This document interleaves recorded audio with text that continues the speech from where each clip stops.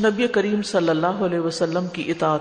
ابو ہریرہ رضی اللہ عنہ سے روایت ہے کہ رسول اللہ صلی اللہ علیہ وسلم نے فرمایا، جس نے میری اطاعت کی تو یقیناً اس نے اللہ کی اطاعت کی، اور جس نے میری نافرمانی کی تو یقیناً اس نے اللہ کی نافرمانی کی۔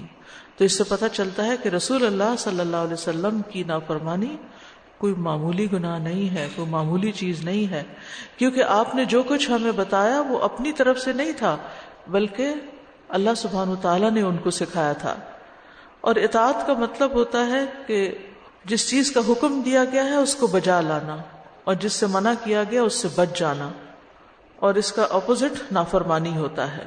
قرآن مجید کی متعدد آیات اس کی اہمیت کی طرف اشارہ کرتی ہیں۔ مثلا سورۃ النساء میں آتا ہے من یطع الرسول فقد اطاع اللہ، جس نے رسول کی اطاعت کی تو اس نے دراصل اللہ ہی کی اطاعت کی۔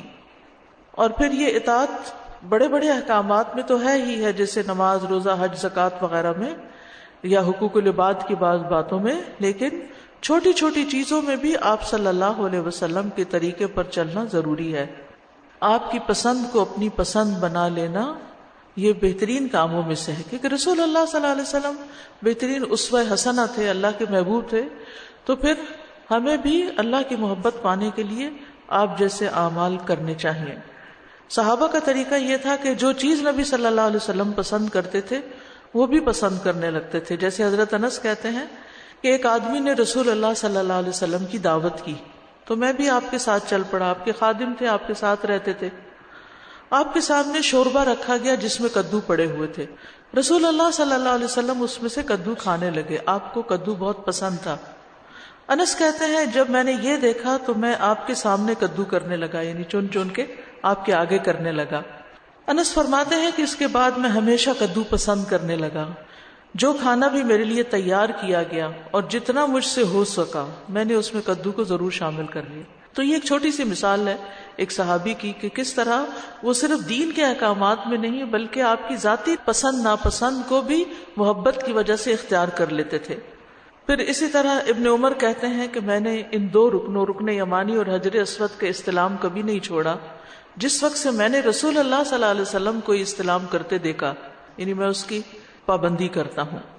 پھر اسی طرح یہ ہے کہ صرف اطاعت ہی نہیں بلکہ جن چیزوں سے آپ نے روکا ہے ان سے رکنا بھی ضروری ہے، اور کسی معاملے میں آپ کی مخالفت نہیں کرنی چاہیے کہ آپ اس راستے پہ جا رہے ہیں اور ہم کسی اور راستے پہ چل پڑے۔ نبی صلی اللہ علیہ وسلم نے فرمایا جس نے میرے طریقے سے بے رغبتی کی وہ مجھ سے نہیں۔ ہم بے شک کہتے رہے ہم آپ کی امتی ہیں، اگر امتی ہیں تو پھر آپ ہی کو فالو کرنا چاہیے، پھر اپنے نفس کو یا کسی اور اسکالر کو یا کسی اور بڑے کو تو نہیں دیکھنا چاہیے۔ پھر اسی طرح یہ ہے کہ صحابہ کرام کا طریقہ یہ تھا کہ آپ سے جو بات بھی سنتے تھے فوراً بجا لاتے تھے، یعنی دیر نہیں کرتے تھے۔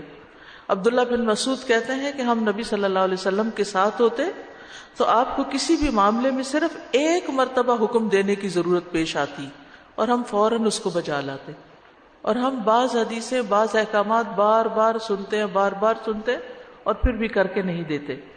تو پھر صحابہ کا مقام کہاں اور ہمارا کہاں؟ ہم اگر ان کے پیچھے چلنے والے ہیں والذین اتبعوہم بإحسان، تو پھر ہم اس قافلے میں تبھی شریک ہو سکتے ہیں جب ہم بھی صحابہ کا طریقہ کار اختیار کریں جو نبی صلی اللہ علیہ وسلم کے ساتھ ان کے تعلق کا تھا۔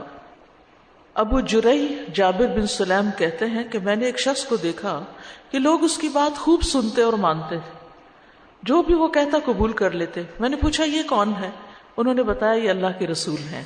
یعنی دوسرا دیکھنے والا جو نہیں بھی پہچانتا تھا تو وہ اس چیز کو خاص نوٹ کرتا کہ یہ کون ہے جس کی ہر بات مان لی جاتی ہے، تو یہ رسول اللہ صلی اللہ علیہ وسلم تھے۔ خلاصہ کیا ہے کہ ہمیں بھی آپ صلی اللہ علیہ وسلم کی اطاعت کرنی چاہیے اور آپ کے بتائے ہوئے طریقوں کو محبت اور شوق سے اختیار کر لینا چاہیے۔